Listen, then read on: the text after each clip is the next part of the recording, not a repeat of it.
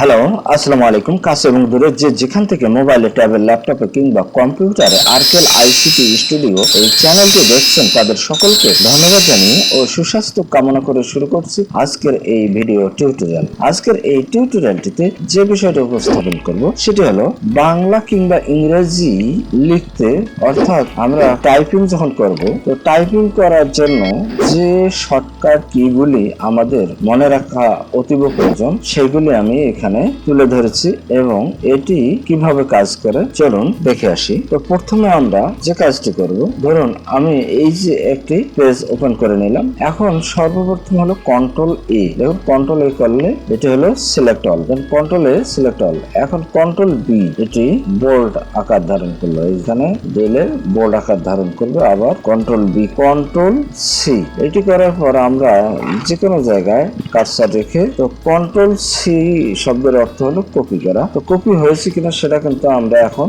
বুঝতেছি না, এটি এই কম্পিউটার তার মেমোরিতে ধরে রেখেছে। এবং এটি সহজ উপায় যে কন্ট্রোল সি কপি হয়েছে কিনা সেটি দেখার উপর হলো কন্ট্রোল ভি যদি করি, দেখুন আমরা এই যে আগে ছিল একটা, এখন হয়ে গেছে দুইটি প্যারাগ্রাফ। তো এটি হলো কন্ট্রোল সির কাজ। এখন আমরা কন্ট্রোল এ আবার সিলেক্ট করলাম, করার পর কন্ট্রোল ডি করব। দেখুন কন্ট্রোল ডি করলাম, দেখুন ফন্টের ঘর চলে আসছে অ্যাডভান্স, এবং এখানেও অনেক ফন্ট দেওয়া আছে। এই ফন্টগুলি অনুযায়ী আমরা ফন্ট চেঞ্জ করতে পারি। আবার রেগুলার এটা আছে, ফন্ট সাইজ কত এখানে দেওয়া এটা আছে। আবার এখানে স্ট্যান্ড আউট, এই যে আদার লাইন, সুপারস্ক্রিপ্ট, সাবস্ক্রিপ্ট, হেডার, এগুলো সব দেওয়া রয়েছে। এখন কন্ট্রোল ডি গেল, কন্ট্রোল ই করবো এবার। দেখুন কন্ট্রোল ই করার সাথে সাথে দেখুন সেন্টারে চলে গেছে, অ্যালাইনমেন্ট সেন্টার। এখন এবারে কন্ট্রোল এফ করবো। দেখুন কন্ট্রোল এফ করলে আমার যে লাইনটির দরকার, ধরুন নাম, এই কথাটি দরকার, অথবা আমরা এখানে লিখতে পারি ইজ, যেখানে যেখানে ইজ রয়েছে এখানে দেখাবে। এবার কন্ট্রোল জি করলাম, দেখুন এখানে বলা হচ্ছে গো টু, এখানে পাতা কয়টি রয়েছে, এই এমএস ওয়ার্ডে কয়টি পাতা রয়েছে সেটা এখানে দেখাচ্ছে। গো টু করলে আমরা দ্বিতীয় পেজে চলে যাব। এখন আমরা কন্ট্রোল এইচ করবো, কন্ট্রোল এইচ করলে রিপ্লেস আসে। এখন ইজের জায়গায় যদি আমরা আর দেই এবং হচ্ছে রিপ্লেস অল, ফাইন্ড নেক্সট যে ক্লিক করলে আমরা এই ইজের জায়গায় এই আরটি বসবে। দেখুন এখানে একটু দেখিয়ে দিই, দেখুন ইজের জায়গায় আর হয়ে গেছে, কিন্তু ইজের জায়গায় আর। তো এভাবে আমরা রিপ্লেসমেন্ট করতে পারি। এবার কন্ট্রোল আই করব, দেখুন কন্ট্রোল আই কি ইটালিক হয়ে গেল, আগে সিলেক্ট করে নেই, কন্ট্রোল এ করলাম, কন্ট্রোল আই, দেখুন ইটালিক হয়ে গেল। এখন কন্ট্রোল জে, দেখুন কন্ট্রোল জে করতেছি, দেখুন এটি হলো জাস্টিফাই, সমান মাপে হয়। এবারে কন্ট্রোল কে, এখানে কিছু hyper link, insert hyper link, আমরা যে কোনো একটি হাইপার লিঙ্ক হিসেবে ব্যবহার করতে পারি। ধরুন আমি এইটি এখানে ওকে করলাম, দেখুন সবগুলোর উপরে ধরলেই দেখুন এই যে চলে আসছে, এই যে হাইপার লিঙ্কটি এখানে দেখাচ্ছে। ঠিক কন্ট্রোল জেড করে নিলাম। এবার কন্ট্রোল এল, দেখুন লেফট অ্যালাইনমেন্ট হয়ে গেল। কন্ট্রোল এম, এবার কন্ট্রোল এম করলে কি হতে পারে, কন্ট্রোল এমটি হলো ইনডেন্ট, এখানে দেখাই, দেখুন কন্ট্রোল এম ইনডেন্ট। এখন আমরা চলে যাই, এখন বলা হচ্ছে এম এর পরে কন্ট্রোল এন, দেন কন্ট্রোল এন করলে কি হয়, দেখুন নতুন পেজ চলে আসে। কন্ট্রোল ও করব কিভাবে, দেখুন কন্ট্রোল ও করলে আমাদের যে ফাইলটির প্রয়োজন আমরা এখান থেকে সিলেক্ট করে আমরা এখানে নিয়ে আসতে পারি। তো এই ফাইলটি আমরা এখানে সেভ করে রেখেছি। এবারে কন্ট্রোল পি, দেখুন কন্ট্রোল পি করলাম, প্রিন্ট অপশন চলে এসেছে, আমরা প্রিন্ট করে নিতে পারবো। এখন কন্ট্রোল কিউ,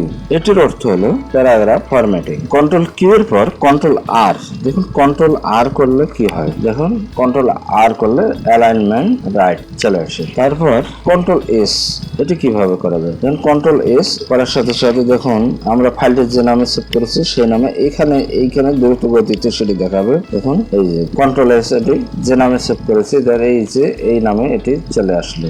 এখন কন্ট্রোল টি, তো কন্ট্রোল এ করার পর কন্ট্রোল টি করলাম, দেখুন এটি ফন্ট এখানে এটি কাস্টমাইজেশন করে নিয়েছি, সেটা এখানে দেখাচ্ছে। এবার কন্ট্রোল ইউ করব, কন্ট্রোল ইউ করলে কি আসে, দেখুন কন্ট্রোল ইউ আন্ডারলাইন চলে এসেছে। এবার কন্ট্রোল ভি, কন্ট্রোল ভির কাজটি হলো এটা আমরা সর্বপ্রথমে দেখালাম, কন্ট্রোল সি, এটি করার পর কন্ট্রোল ভি, এটি হলো পেস্ট করা, কন্ট্রোল ভিতে পেস্ট। এখন কন্ট্রোল এক্স, কন্ট্রোল এ করলাম, করার পর কন্ট্রোল এক্স করলাম, তাহলে আমরা এটি কপি কিন্তু এটি কাট, এটি কাট করলে কম্পিউটার তার মেমোরিকে ধরে রাখে এবং পরবর্তী কন্ট্রোল ভি করলে এটি এভাবে চলে আসে। তো কন্ট্রোল ডাব্লিউ তে ক্লিক করলে একটি পপ আপ মেনু আসবে, এইটিকে ডিলিট করার জন্য বা ডন্ট সেভ করলে এটি চলে যাবে, অথবা সেভ করলে এটি সেভ অবস্থায় চলে আসবে। এবার কন্ট্রোল এক্স, তো এটি আমরা এভাবে সিলেক্ট করব, করার পর কন্ট্রোল এক্স, দেখুন কম্পিউটার তার মেমোরিতে যেটা আমরা কাট অপশন রয়েছে, দেখুন রাইট বাটনে ক্লিক করলে এটি চলে আসে, এই যে কাট, তো এইটি হলো কাট অপশন। কন্ট্রোল এক্স কাট করেও ওই পেস্ট করা যায়। এবারে কন্ট্রোল ওয়াই, এটি কিভাবে করা যায় দেখুন, আমি লিখতেছি ধরুন 1 2 3 4 5 6 এরকমের ধরুন। এখন এইটি আমার লেখার পর কন্ট্রোল জেড করতেছি, তাহলে এই পর্যন্ত আসলে। এখন কন্ট্রোল ওয়াই যদি করি, আমরা যত দূর পর্যন্ত লিখেছি সেটি এইভাবে দেখাবে। এখন আমরা কন্ট্রোল জেড করব, কন্ট্রোল জেড করে এটিকে বাদ দিয়ে দিলাম।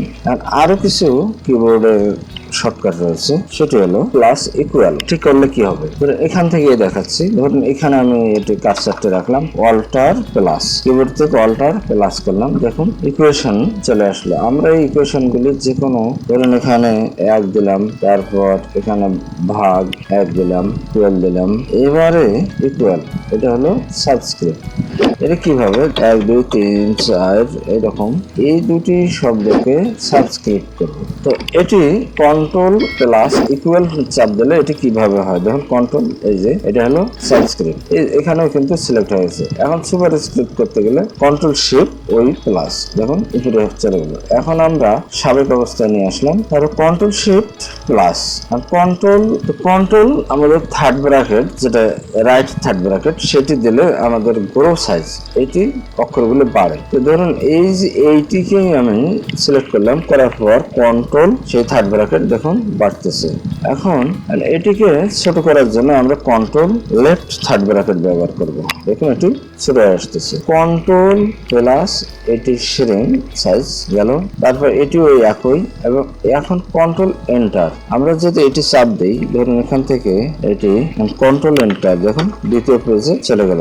তারপর অল্টার শিফট ডি, কারেন্ট ডেটটি চলে এসেছে। এখন দরকার টাইম, তাহলে টাইম দেখতে গেলে অল্টার শিফট টি, দেখুন টাইমটি চলে এসেছে। আর কন্ট্রোল 2, এটি হলো লাইন স্পেসিং করার জন্য কন্ট্রোল 2 সিলেক্ট করার পর কন্ট্রোল 2, তারপর control shift capital letter, control shift D হলো আন্ডারলাইন, কন্ট্রোল শিফট জি, এটি আমি দিয়ে দেখতেছি। কন্ট্রোল শিফট, দেখুন কতটি পেজ, কতটি ওয়ার্ড, কতটি লাইন, তাহলে আমরা ওয়ার্ড কাউন্ট দেখলাম। তারপর এগুলো আমরা দেখেছি। তারপর এইটি কন্ট্রোল শিফট এল, এটি ধরলে কি হয় দেখুন, এখানে আমি সিলেক্ট করলাম কন্ট্রোল শিফট এল, সবগুলোতে বুলেট হয়ে গেল। কন্ট্রোল জেড করলাম, তারপর কন্ট্রোল শিফট ও, দেখুন রিসার্চের জন্য পেজ চলে আসলো। যদি ভুল ভ্রান্তি বা যে কোনো ইয়ে থাকে তাহলে আমরা এখান থেকে করে নিতে পারবো।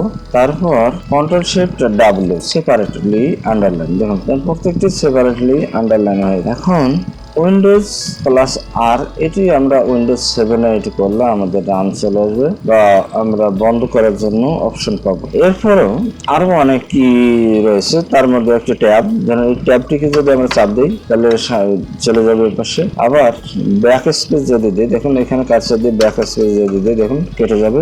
আর এখন কিবোর্ড থেকে আমরা এটি এখানে কার্সরটি বসার পর কন্ট্রোল এই অ্যারো, দেখুন অ্যারো করলে এভাবে আমরা সামনের দিকে চলে যাবে। কন্ট্রোল উপরের দিকে, নিচের দিকে, লেফট, এটি হলো কন্ট্রোল যে 4 অ্যারো কির কাজ।